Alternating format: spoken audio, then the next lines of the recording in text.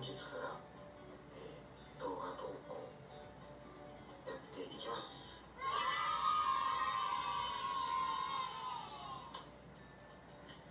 はい、というわけで、どんな感じでやっていくかというと、自分のやりたいことはもちろん、この動画を見てくださった、皆さん、こんなことやってほしいみたいなリクエストがあれば、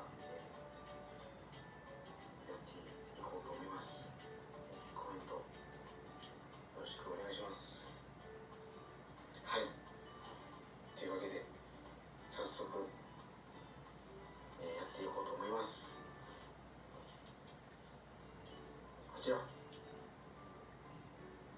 塩コショウと小よりですね。これってどっちも使ったらくしゃみすると思うんですけど、塩コショウは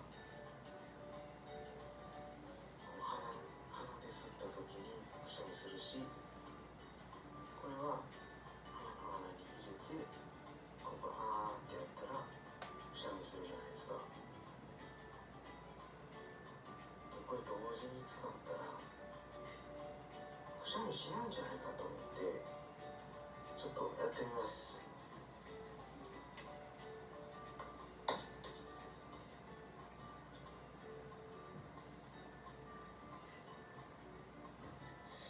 いきます。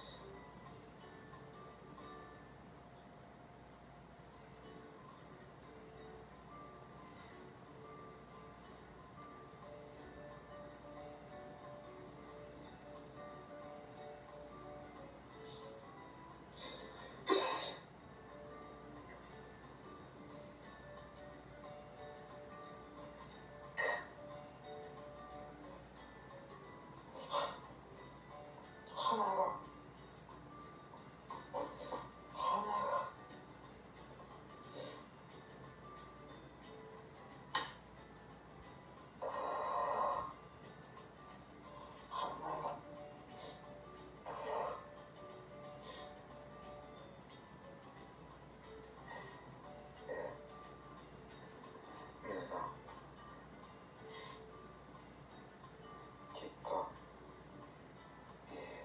すぐくしゃみ出ます。すぐ出たやん。思ってたのと全然ちゃう。